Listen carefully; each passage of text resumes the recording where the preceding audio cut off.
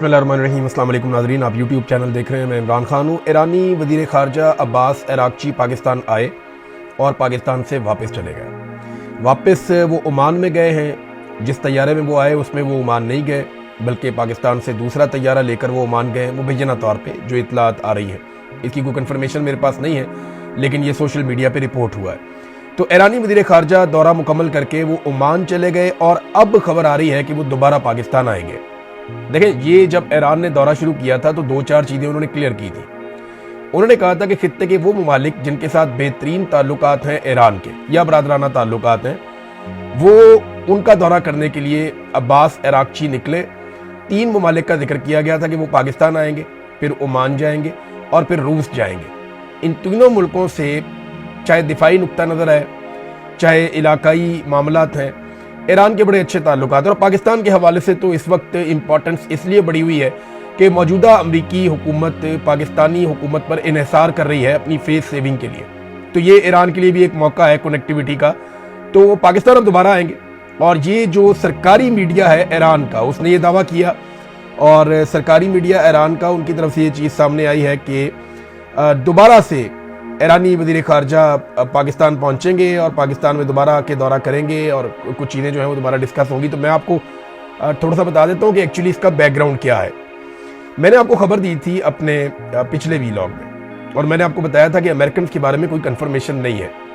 Iran ने आने से पहले एक तो ये बताया था कि वो कहाँ कहाँ जाएंगे दौरे पर। दूसरा, उन्होंने एक और बात कही थी। उन्होंने कहा था कि अमेरिका के साथ मुज़ाकरात उनका मनसूबा नहीं है, या इस दौरे के अंदर कहीं पे अमेरिका के साथ मुज़ाकरात शामिल नहीं है उनके मंसूबे में। एक तो उन्होंने ये भी कहा था।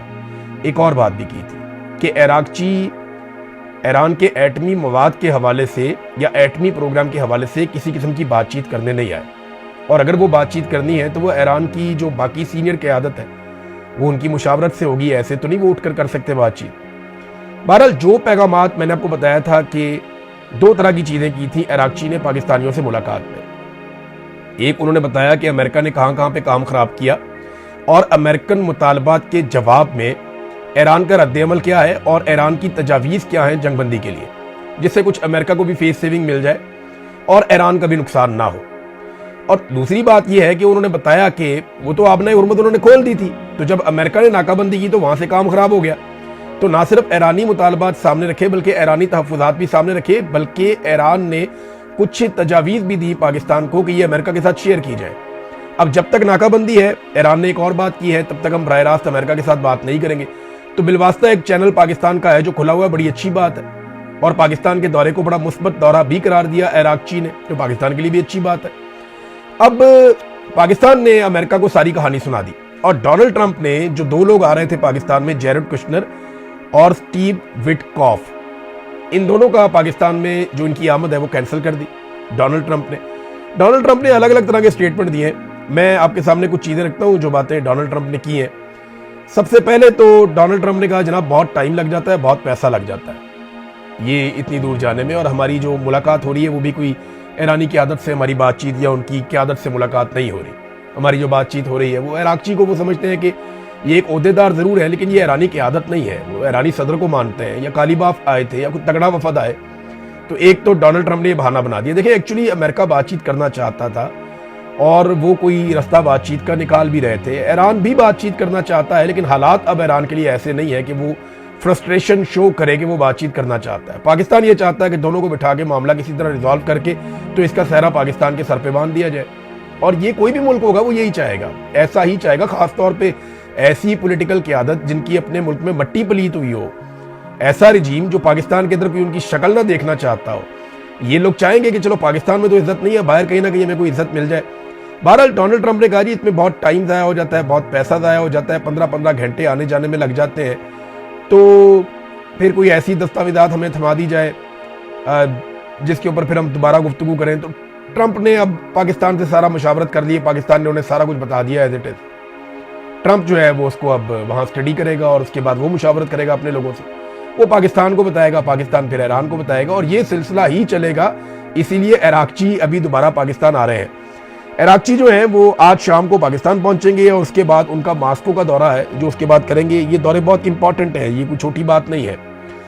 तो डोनाल्ड ट्रंप ने कहा कि हमारे हाथ में बहुत सारे कार्ड्स हैं और हम तैयारों में इतने लंबे लंबे ट्रैवल 15-15 घंटे के नहीं करेंगे और ईरान के ऊपर अब मुनसर है कि वो हम पे टेलीफोन के जरिए मामला कर सकते हैं। यानी ईरान अगर चाहता है कोई डील करना है, कोई मामला हल करना चाहता है तो हमारे साथ बराह रास्त कॉल कर ले।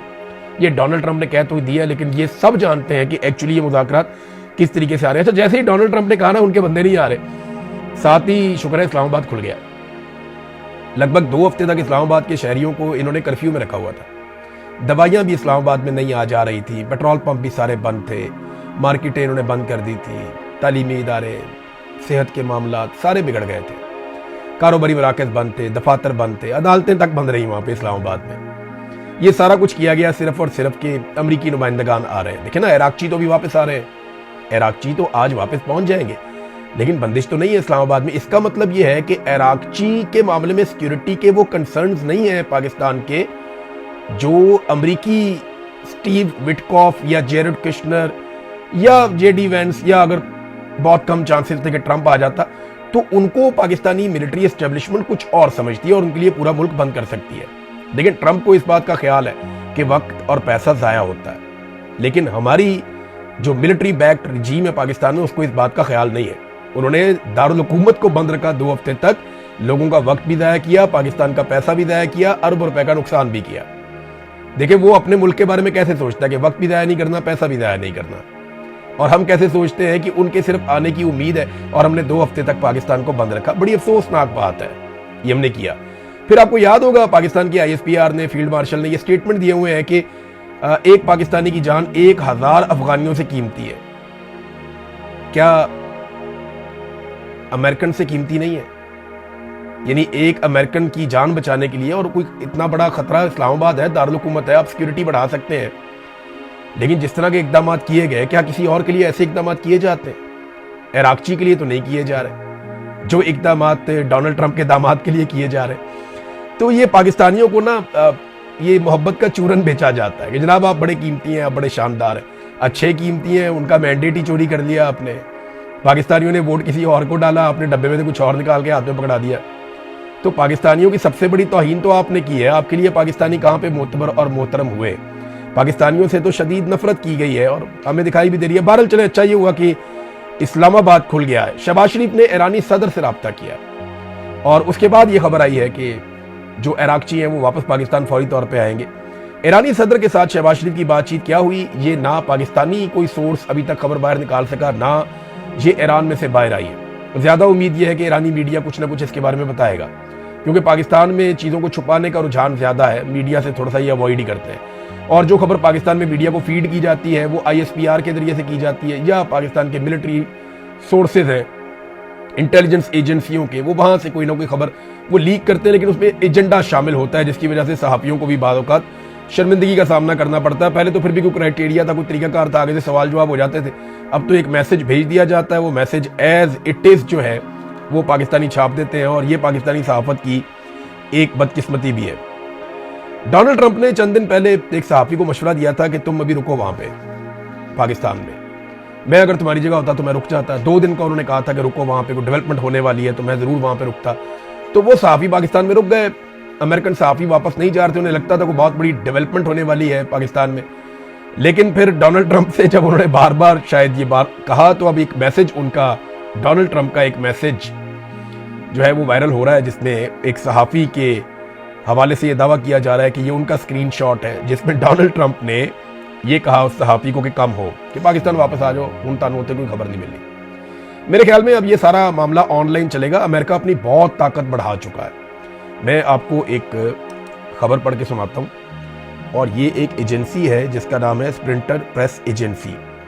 इन्होंने एक वीडियो जारी की है, और ये वीडियो बिन गोरियान एयरपोर्ट की है, एयरबेस है वहाँ पे इसराइल के अंदर, और उसकी वीडियो है। उसमें वो ये कह रहे हैं कि अनप्रेसिडेंटेड है जिस तरीके से फ़िज़ाई क़ुव्वत को यहाँ पे जमा किया गया। वीडियो में अगर आप देखें तो हर तरफ तैयारे ही तैयारे खड़े, जंगी तैयारों की भरमार हो गई है, ना सिर्फ इसराइल में बल्कि खलीजी ममालिक में भी।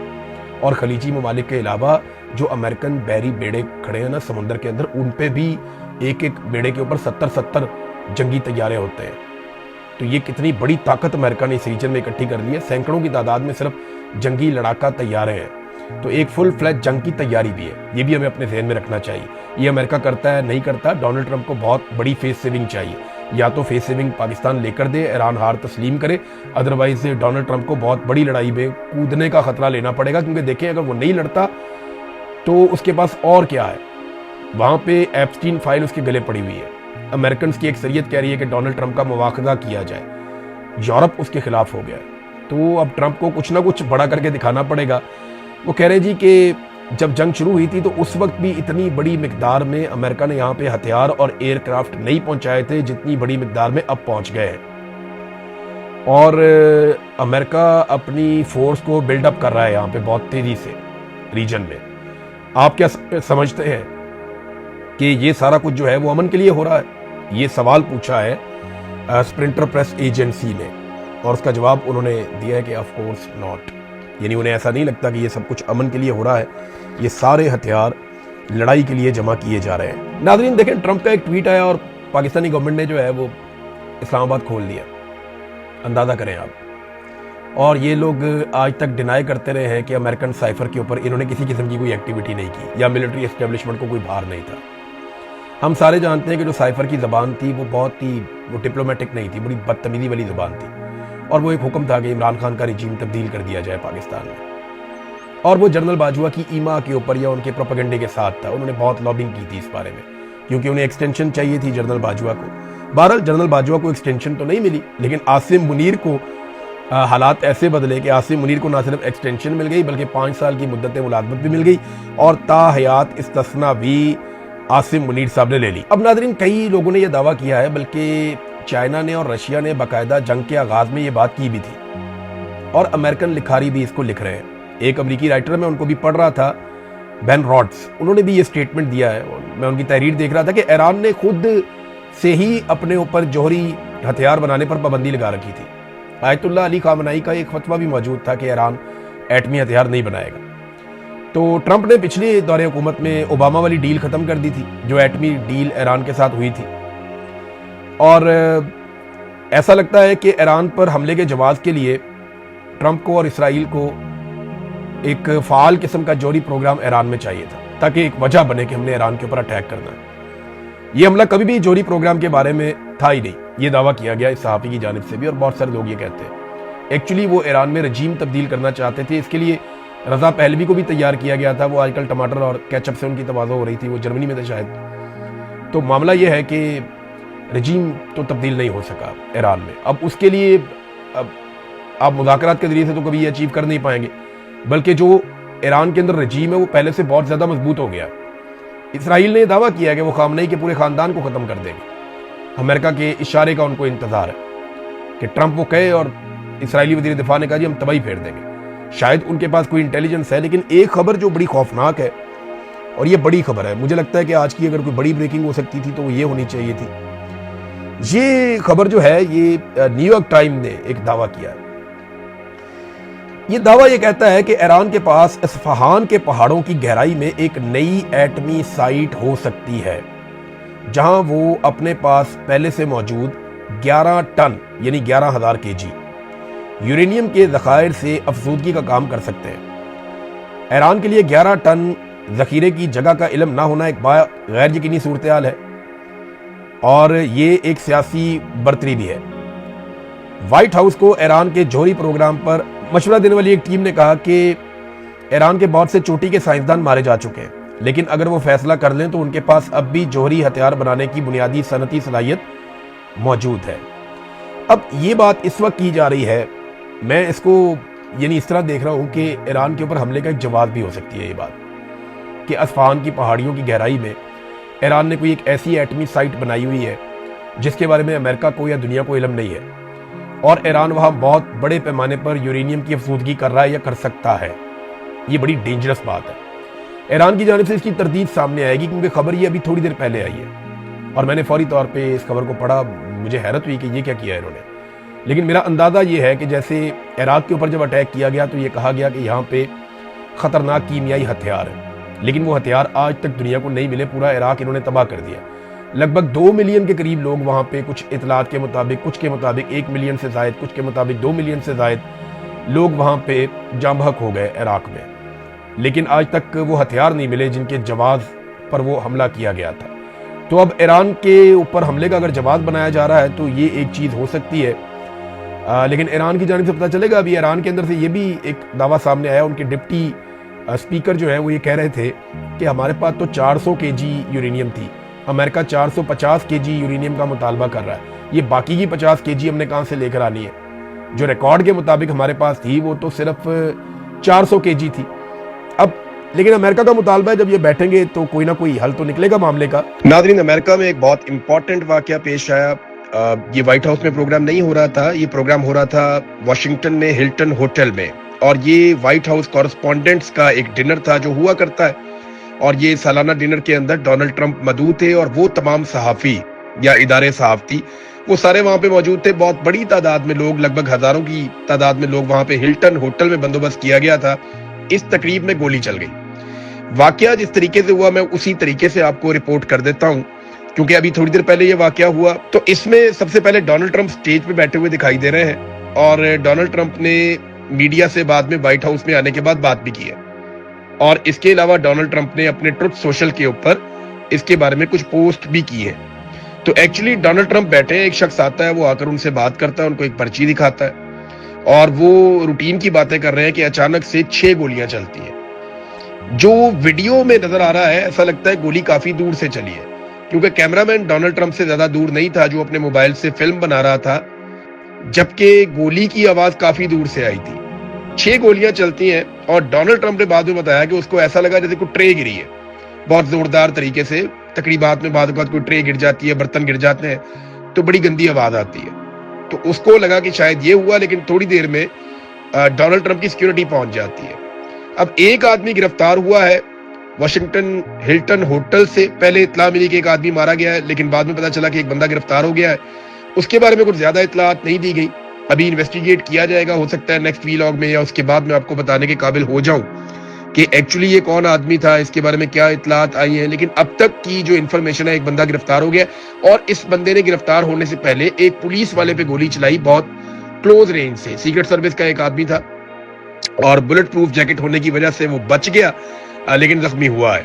اور ایک بندہ گرفتار ہو گیا ہے, باقی تحقیقات اس کی جاری ہیں. اس آدمی کا بیک گراؤنڈ چیک کیا جا رہا ہے. کاش پٹیل جو ہے انہوں نے بھی بات کی ہے, جو لا انفورسمنٹ ہے انہوں نے بھی بات کی ڈونلڈ ٹرمپ کے ساتھ کھڑے ہو کر. وائٹ ہاؤس میں آنے کے بعد ڈونلڈ ٹرمپ نے میڈیا سے بات چیت کی. انہوں نے کہا تقریب ہم دوبارہ کر لیں گے, اور 1 مہینے کے اندر اندر دوبارہ ہم سب اکٹھے ہوں گے اور اس تقریب کو کریں گے. یہ ایک بہت بڑا سیکیورٹی بریچ ہے, کیونکہ بہت ساری لیئرز ہوتی ہیں ڈونلڈ ٹرمپ کی سیکیورٹی کی یا امریکی صدر کی سیکیورٹی کی. وہاں پہ ہتھیاروں کا اتنا قریب پہنچ جانا کہ ڈونلڈ ٹرمپ جہاں بیٹھا ہے وہاں پہ شدید آواز آئی فائرنگ کی, وہ کہ بہت قریب نہیں تھا, لیکن کم سے کم وہ سیکیورٹی کے کچھ لیئرز کراس کر کے آگے آ گیا تھا. اب اس واقعے کے اوپر ابھی کچھ نہیں کہا جا سکتا, لیکن ایک انسیڈنٹ ہوا ہے. ڈونلڈ ٹرمپ کو فوری طور پہ وہاں سے ہٹایا گیا, ریسکیو کیا گیا, لٹایا گیا. میں نے سیکنڈ گنے ہیں جب ڈونلڈ ٹرمپ تو بار بار کہہ رہے ہیں کہ ذرا شاندار کام کیا گیا, سیکیورٹی فورسز نے بڑا زبردست کیا, مجھے بہت تیزی سے ریسکیو کیا, بڑا کوئک رسپانس تھا. لیکن یہ کوئک رسپانس میری نظر میں نہیں تھا, کیونکہ اس سے پہلے ہم نے بہت سارے ایسے مناظر دیکھے ہیں. مجھے لگتا ہے ڈونلڈ ٹرمپ پہ جب پینسلوینیا میں گولی چلی تھی آج سے 2 سال پہلے, وہاں پہ جو رسپانس تھا وہ زیادہ کوئک تھا. یہاں پہ گولی چلنے کے بعد جو پہلا آدمی ڈونلڈ ٹرمپ تک پہنچا وہ 8 سیکنڈ لگے, اور پھر 12 سیکنڈ کے بعد ایک بندہ پیچھے سے پہنچا, اور 20 سیکنڈ کے بعد ڈونلڈ ٹرمپ کو اس کی سیٹ سے اٹھا کر پیچھے نیچے کر دیا گیا. یہ بہت ٹائم ہوتا ہے, اور اس قسم کے آپریشن میں اور ریسکیو میں 2-4-5 سیکنڈ بھی بہت ہوتے ہیں. اتنا کوئک نہیں تھا, لیکن ڈونلڈ ٹرمپ نے سب کی تعریف کی ہے. واقعے کی مزید تفصیلات آئیں گی, آپ کے ساتھ شیئر کریں گے. تو یہ ایک واقعہ ہوا ہے. اب اس کے اثرات کیا ہوں گے ابھی کچھ نہیں کہا جا سکتا, کیونکہ امریکہ کے ایران کے مذاکرات والا معاملہ بھی چل رہا ہے, یہاں ریجن میں بھی ایک لڑائی چل رہی ہے, تو ہم بعد میں اس پہ بات کریں گے. ناظرین, تھوڑا سا پاکستان کی طرف آتے ہیں. دیکھیں, پاکستان کو نا اب ذرا چودراہٹ سے باہر آنا چاہیے. ہم نا بچپن میں ایسے کریکٹرز کو دیکھتے تھے لاہور کے محلوں میں, جن کے گھر میں راشن نہیں ہوتا تھا, جیب میں پیسے نہیں ہوتے تھے, گاڑی یا موٹر سائیکل میں پیٹرول نہیں ہوتا تھا, سگریٹ بھی مانگ کے پیتے تھے, لیکن روزانہ شام کو کلر فلا سوٹ پہن کے چوک میں آ کے بیٹھ کے بڑکے مارتے تھے. تو پاکستان کو نا یہ والا کردار نہیں کرنا چاہیے. یہ اس قسم کے کریکٹر لاہور کے چوکوں میں تو چل جاتے ہیں, جچ جاتے ہیں, عمریں ان کی گزر جاتی ہیں, فیملیاں ان کی رل جاتی ہیں, لیکن یہاں پہ ایک حکومت ہے. آپ باہر چودراہٹ دکھانے کے چکر میں پاکستان میں کھانے کو دانے نہیں ہیں. کسان آپ کا رل گیا, مزدور آپ کا رل گیا, محنت کش تباہ ہو گیا, تاجر تباہ ہو گئے, معیشت برباد ہو گئی, महंगाई है, गुर्बत है, बेरोजगारी है, ये चीज़ें बढ़ती चली जा रही हैं। लोड शेडिंग का एक अजाब है जो कौम के ऊपर आपने मुसल्लत कर दिया है। आपकी बिजली बनाने की कैपेसिटी लगभग 45,000 मेगावाट है और आप कौम को 20,000 मेगावाट भी नहीं दे पा रहे। ये कितनी शर्मिंदगी की बात है कि इतनी कैपेसिटी होने के बावजूद आप आज बिजली पैदा ही नहीं कर पा रहे। और कौम से बिल आप कितना ले रहे हैं? 4 गुना बिल ले रहे हैं और 1 यूनिट के इस्तेमाल पे 3 यूनिट के पैसे ले रहे हैं। यानी 1 रुपए वाली चीज 4 रुपए की देते हैं और फिर जब एक आदमी 4 रुपए की चीज लेता है तो उससे 12 रुपए वसूल करते हैं। तो आप अंदाजा करें कि पाकिस्तानी जो है वो 1000% जो है वो ज्यादा पे कर रहे हैं और इसके बावजूद उन्हें लोड शेडिंग मिल रही है। सूरज की रोशनी तक पे आपने टैक्स लगा दिया है। पाकिस्तान की तरफ तवज्जो दें, पाकिस्तान को आगे बढ़ने दें। अब जुमे वाले दिन जनाब कहते हैं पेट्रोल मजीद महंगा कर दिया जाएगा 50-55 रुपए। अगर IMF ने हमें रिलीफ ना दिया या IMF ने हमें इजाजत ना दी तो फिर पेट्रोल और महंगा कर देंगे, 50-55 रुपए की लेवी और लगा देंगे। भाई कौम को चूना लगा रहे हैं आप, लेवी नहीं लगा रहे। इतने का तो इमरान खान पेट्रोल नहीं बेचता था जितनी आप लेवी ले रहे हैं कौम से। और अभी ये जो कीमत बढ़ी है ना, मैं आपको फिर बता रहा हूं, ये कीमत पेट्रोल की नहीं बढ़ी, ये टैक्स बढ़ाया इन्होंने। टैक्स को बढ़ा के 80 रुपए से 107 रुपए कर दिया, 27 रुपए कीमत इन्होंने बढ़ा दी। अभी ये पेट्रोल को और डीजल को मजीद महंगा करेंगे, ये दावा किया जा रहा है और ये वफाकी वजीर कर रहे हैं, कोई और नहीं कर रहा। वफाकी वजीर ने बैठ के, फेडरल गवर्नमेंट का हिस्सा है, उन्होंने बैठकर नेशनल टीवी के ऊपर ये बात की है।